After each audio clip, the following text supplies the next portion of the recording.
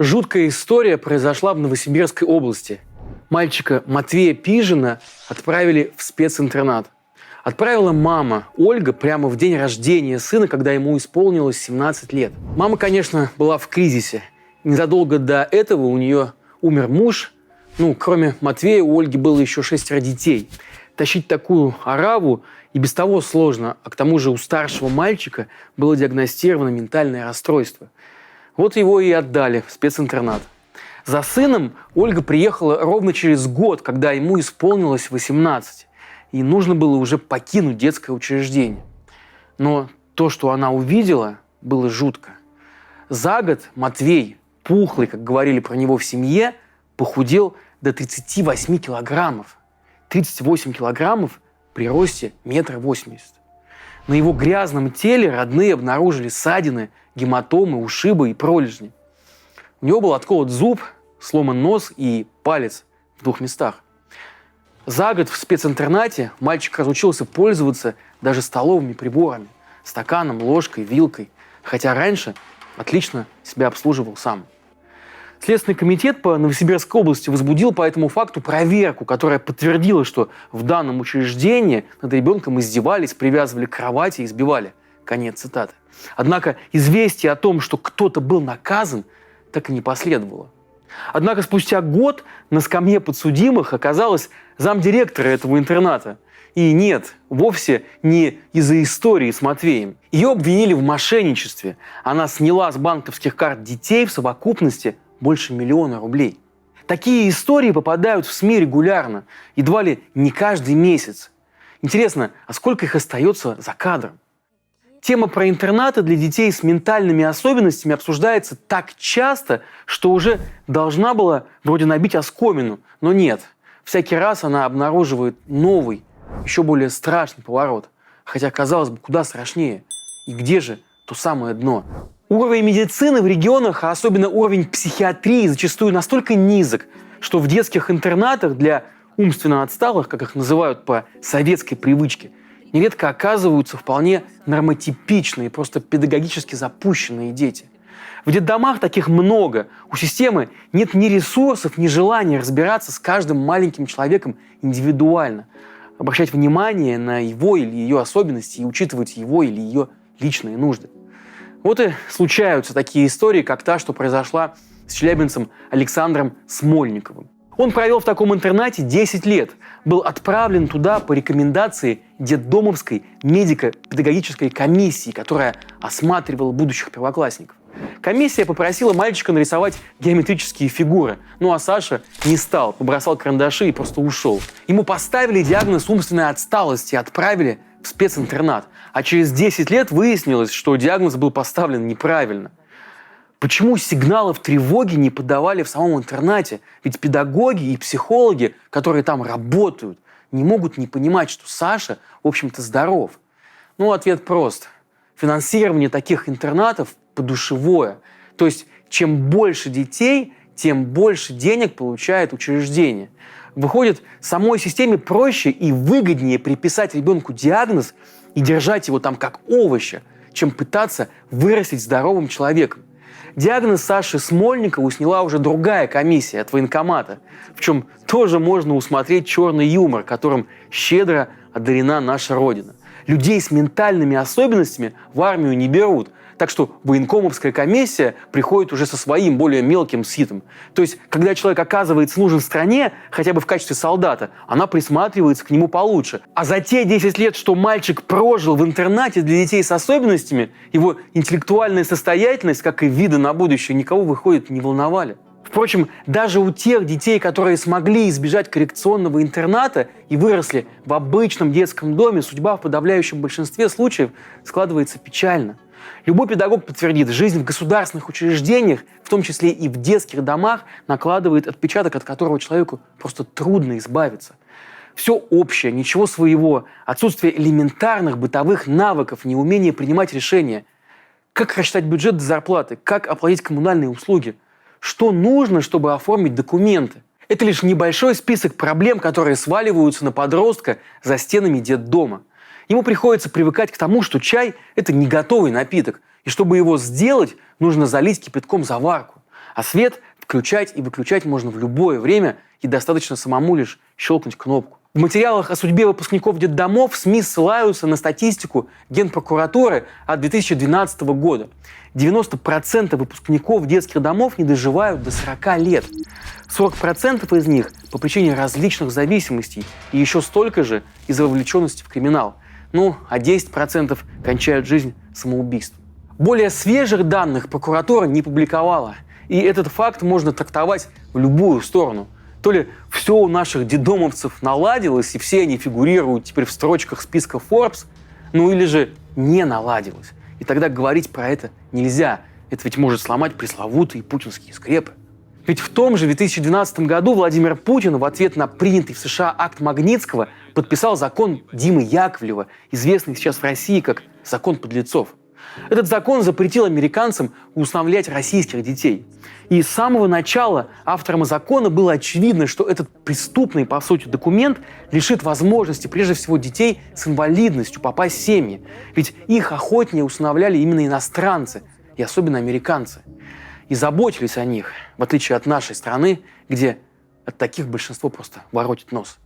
Так, до принятия закона чуть меньше половины усыновленных иностранцами детей с инвалидностью забирали именно в американские семьи. В одном только 2012 году, накануне принятия закона Димы Яковлева, американцы усыновили 748 детей из России. Всего же с начала 90-х годов американские семьи усыновили более 60 тысяч детей из России. Вы только вдумайтесь в эти цифры. Десятки тысяч людей, многие из которых были тяжелыми инвалидами, обрели семьи, выросли, живут нормальной жизнью, они где-то прозябают и гниют в российском ПНИ. Закон Димы Яковлева, названный так из-за мальчика, умершего в США в приемной семье, был в чистом виде актом мести в ответ на акт Магнитского, который немногим ранее подписал президент США Барак Обама. Этот документ, акт Магнитского, вводил санкции против российских чиновников и силовиков, причастных к смерти в СИЗО юриста компании Heritage Capital Сергея Магнитского. Мы недавно публиковали разбор про это. Если коротко, то Магнитский подумал, что окажет российскому государству большую услугу, как гражданин, вскрыв преступную цепочку, когда чиновники-коррупционеры выводили колоссальные бюджетные средства через налоговые возвраты. Но Магнитский не знал истинных бенефициаров и, сам того не понимая, обнародовал метод пополнения путинского общака, за что и заплатил жизнью. У Магнитского был порядочный работодатель, у которого было много связей в Европе и США. Его звали Уильям Браудер. Он решил, что если возмездие для убийц невозможно в России, то пусть их преследуют по всему миру. И сумел добиться принятия в США этого закона против убийц Магнитского. А Россия ответила, наказав за действия США наших собственных сирот-инвалидов. В июле 2013 года Госдепартамент США направил Павлу Астахову, в то время детскому омбудсмену, даже список из 259 сирот из России, усыновление которых сорвалось именно из-за закона Димы Яковлева. Конечно, в законе Димы Яковлева вы нигде не найдете формулировки про то, что этот закон – ответочка. Наоборот, там говорится в основном про то, каким невероятным риском подвергались российские сироты в Штатах. Но справедливости ради надо сказать, что ведь не одни Штаты усыновляли наших детей. Были и другие направления. И по другим направлениям российские власти продолжили работу. И нет, уже не в порядке реакции на акт Магнитского, а исключительно в интересах укрепления скреп, которые к тому времени уже появились в российском общественно-политическом дискурсе. В итоге в 2013 году был принят закон, который запретил усыновлять российских детей однополым семьям, а в феврале 2014 года усыновлять и тем, кто не состоит в браке и при этом живет в странах, где разрешены однополые браки. Как результат, 12 пар из Канады в 2014 году так и не смогли стать новыми папами и мамами для российских детей. При этом большинство из этих семей уже приезжали в Россию и встречались с детьми. А 3 пары даже вышли на заключительную стадию усыновления, то есть уже находились с детьми в глубокой эмоциональной связи. Однако вступивший в силу закон довести этот процесс до конца так и не позволил. В 2017 году в Иркутской области суд отказал в усыновлении гражданину Германии, пояснив, что претендент в браке не состоит, а в его стране действует закон о праве на брак для лиц одного пола. Так что иностранцы теперь усыновляют все меньше российских детей.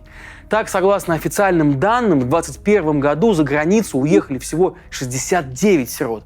Из них детей-инвалидов и вовсе только 7. А годом ранее 38 сирот, из них детей-инвалидов 3. При этом еще в 2010 году, до принятия закона подлецов, иностранные граждане усыновили около 3500 сирот, и из них детей-инвалидов было 148. Продолжение следует. Это независимые медиа, и нам очень нужна ваша поддержка.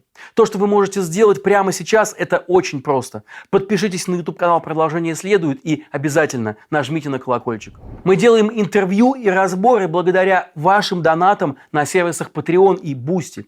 Если каждый, кто посмотрел это видео, переведет даже небольшую сумму, условно 50 рублей, это поможет нам и дальше выпускать интервью и разборы, а еще публиковать статьи и заниматься расследованиями для веб-сайта нашего издания. Он называется проследует.медиа. Это всего несколько минут вашего времени. Все нужные ссылки вы найдете в описании под этим видео. Жмите колокольчик и остаемся вместе. Ну и сейчас Россия вновь готовит очередные санкции против своих же детей. 4 марта профильный комитет Госдумы рекомендовал своим коллегам принять в первом чтении законопроект, который запрещает усыновлять российских детей гражданам всех недружественных стран. А таковых сейчас почти 50, в том числе все страны Евросоюза, Канада, Великобритания и Австралия. То есть страны с самым высоким уровнем жизни, но ценностями, которые не нравятся кремлевским старцам. Как уточнили авторы инициативы, передача ребенка-сироты на воспитание в семьи граждан недружественных стран не отвечает национальным интересам России и ударяет по будущему нации. Иногда складывается ощущение, что руководители нашей страны живут в какой-то другой России, не в той, в которой живем мы с вами. Иначе как объяснить, что, рассказывая нам про скрепы, они в упор не замечают того, что творится под носом? А у нас, например, в прошлом году Челябинский суд приговорил к 21 году колонии 50-летнего педофила Сергея Кокорина. Представляясь потенциальным усыновителем, на протяжении 3 лет, целых 3 года, он регулярно встречался с мальчиками-инвалидами с согласия руководства интерната. Привозил им сладости, ну а во время таких визитов он просто увозил детей за территорию интерната и там насиловал. Из-за особенностей развития мальчики даже не понимали, что с ними делает их взрослый, в кавычках, друг. Сегодня в России новых мам и пап ждет 37 496 детей. Общедоступный ресурс в интернете позволяет потенциальным усыновителям и опекунам выбрать не только пол и возраст ребенка, но и цвет глаз и цвет волос. Здесь же анкеты детей и их фотографии. Большинство из них старше 10 лет. И у многих серьезные проблемы со здоровьем. В том числе со здоровьем ментальным. Шансов оказаться в семье у большинства из этих детей вообще немного. Усыновлять их или брать под опеку нездоровых детей россияне не любят. Ну а реабилитация в нашей стране не только дорогая, но и зачастую недоступна. А теперь, пожалуйста, посмотрите в глаза этих ребят, принесенных в жертву чужой жадности, невежественности, войне и каким-то выдуманным скрепам. Большинство из них никогда уже не узнают ласки родителей и никогда не создадут собственную семью. Думая о той самой России будущего, давайте постараемся помнить о них. И давайте вместе работать над тем, чтобы как можно скорее освободить этих маленьких заложников. Пусть и для них продолжение следует.